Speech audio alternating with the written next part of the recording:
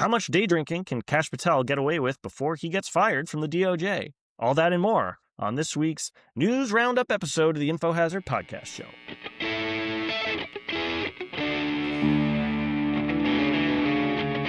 So what do you think, guys? How much day drinking can Kash Patel get away with? I mean, unlimited as long as it doesn't personally inconvenience Donald Trump in any way. That's my answer also, is that he would probably kill himself from drinking before he got fired for it. You think so? I mean, look, the Kash, he doesn't strike me as a lightweight necessarily. He doesn't have that air about him. He looks like an experienced drinker. He's got the deep-set eyes to match it. I mean, you can't just madmen drink your way through a day job at the White House, can you? I feel like it would come off. It would be apparent. I mean, it was apparent, right? That's the whole thing that's come up, right? So there's a big article about it. So this is the news story. This is a couple of weeks back. The Atlantic published this article that Kash Patel basically got locked out of his email. He couldn't log into his email, and so he assumed that he must have been fired. And so he started panic calling everyone he knows and be like, can't believe they fired me. So this guy's just full of email issues then, right? Because he also had his email hacked by Iran. Yeah. Did you see some of the pictures? They posted his personal pictures online, and they didn't find really incriminating stuff, at least that they released initially, but they mostly found just an embarrassing amount of pictures of him posing with cigars, just hanging out. The guy seems like just a guy being a dude. Complete tool, man. Ugh. And to hear him speak, but yeah, so apparently the Atlantic went on, and they had, I believe, 12 sources from in the FBI who talked about his frequent day drinking and his tendency to go missing in action. Apparently, they had to break down a door because he was unresponsive behind it, aka passed out drunk during the workday. So I'm telling you, I mean, he'd probably have to kill himself. He wouldn't even get fired then. That's good, though. That's good for him, at least, that we take these moments to appreciate that things could always get worse. At least Kash Patel is not such a brutal head of security that he's going to run into a Stalin situation where he's having a stroke behind the door and his security detail won't break it down for fear that they'll be executed. That is good. Yes, Kash Patel's not as bad as Stalin. That's true. Apparently, he also rides on government jets to go to Vegas and party at the Poodle Room. Kash Patel denied everything, and he sued the Atlantic for, I believe it was $200 million for defamation. Does that sound right? 200 million, maybe it's 20 million. Doesn't sound right to me? No. Does that mean that it's not true? Money. Absolutely not. An ass load of money, and it was immediately dismissed because they weren't lying, because he's a day drinking. All right, this is where we all bring up our favorite Trump quote about how he only hires the best people, right? For other news within the Trump administration, a couple weeks back, Secretary of Labor Lori Chavez de Raymer stepped down because she was facing investigations into abuse of taxpayer funds, going on fancy private trips, also day drinking, and having an affair with her security detail. Or I'm not sure, but that's the whole security detail. I just mean with probably just one person in the security detail. I was going to say, this is a much more exciting story than I thought it was at the outset. Yeah. You know, it was a story about planes, but it was actually a story about trains.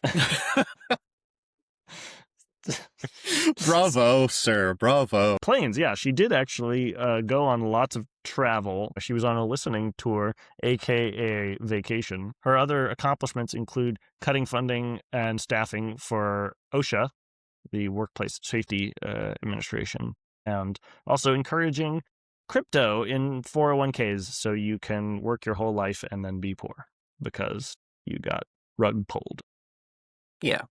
Because that's a lot of the Trump administration's goals is seeking liquidity and bag holders for whatever scam they're currently running. Indeed. So yeah, that's just wanted to bring us up to date on the administration.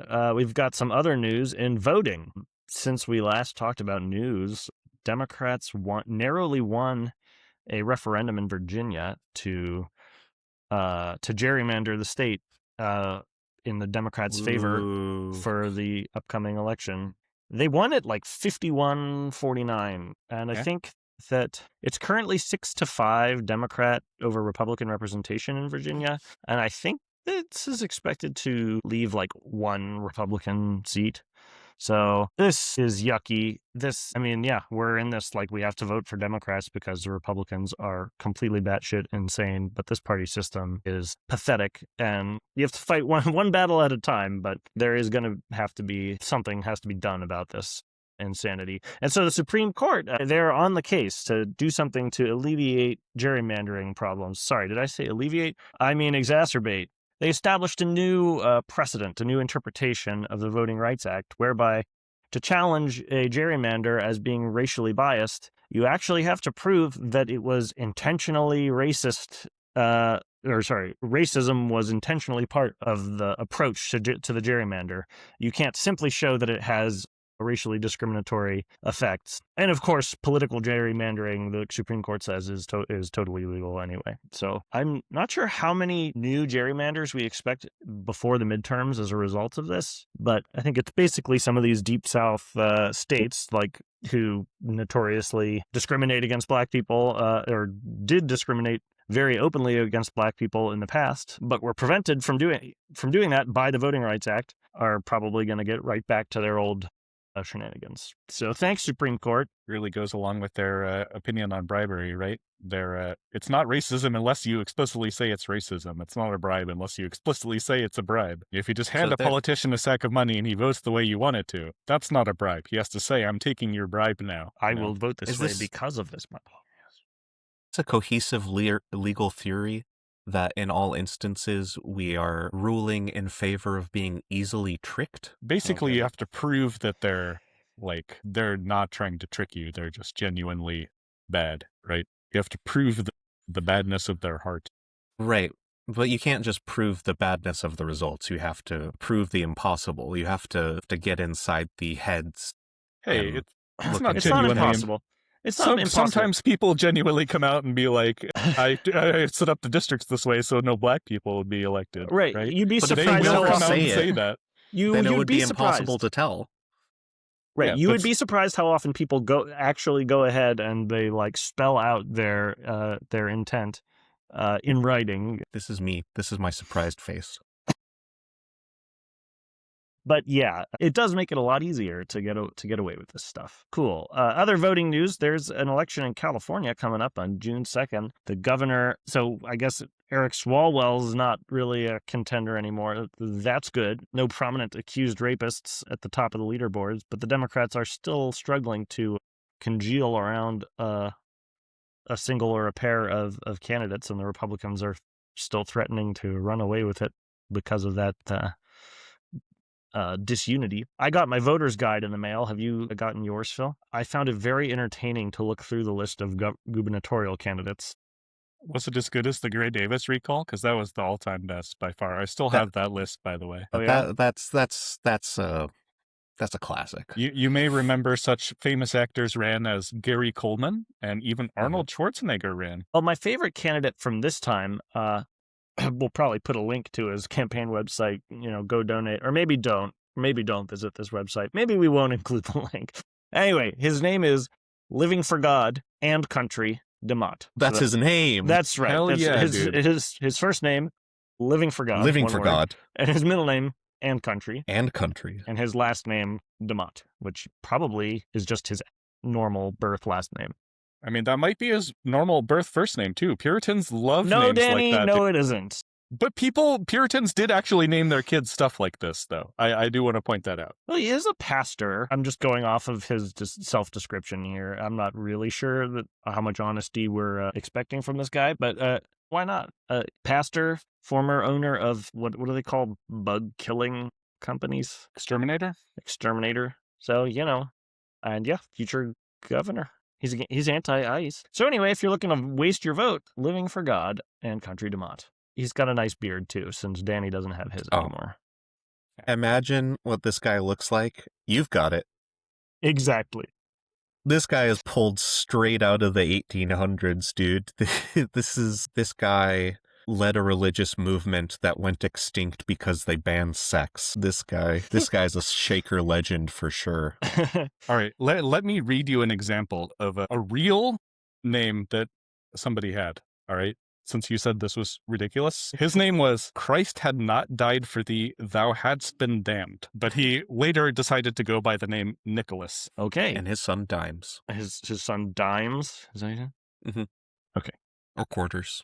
All right. So we've done gotcha. Okay. All right. We've talked about the administration. We've talked about voting. Now, the most intense and insane segment of news that I wanted to go over was the recent Glendale crime wave. Glendale, California, has recently seen an uptick in insurance fraud cases. There was in fraud cases. So there was a $300,000 refund fraud case where people were buying expensive items from Nordstrom and returning knockoffs and then selling those fancy luxury goods on websites like Poshmark. They apparently stole about $300,000 worth of merchandise this way over a few years, but they finally got caught when a Nordstrom employee paid attention to what object was being returned. So congratulations to them. I hope they got a bonus, but I bet they didn't because it's Nordstrom. Yeah, and actually there's a lesson to be learned in that. Don't do a good job, basically, is the lesson. It doesn't actually benefit you. If you work at Nordstrom and you've ever received a bonus, leave a comment. If you work at Nordstrom, steal. It can only help you. They already factor it into their bottom line. Let's see. They should call it leakage, right? Is that what it's called? Leakage? Shrink. Shrinkage. Okay. Shrinkage.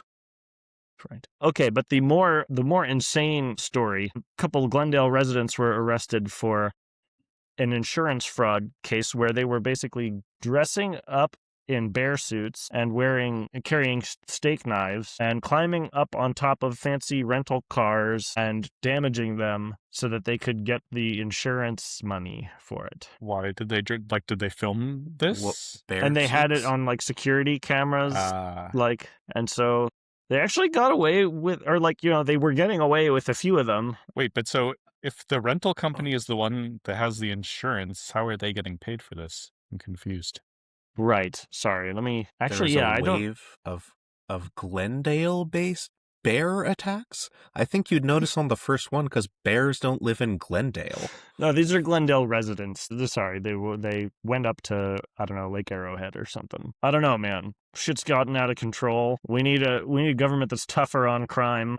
So yeah, I'm looking at you, Glendale City Council. Did you know that crime deterrents are actually, the harshness of the sentence is not nearly as much of a deterrent as how much they expect to get caught? So in that sense, CSI did more to prevent crimes than a lot of actual police reforms. That's right. I'm looking at you, Hollywood, to produce more crime-solving TV. This is a pro-propaganda podcast. Anyway, that's it for another news updating episode of the InfoHazard Podcast Show. Thanks for joining us and catch you next week.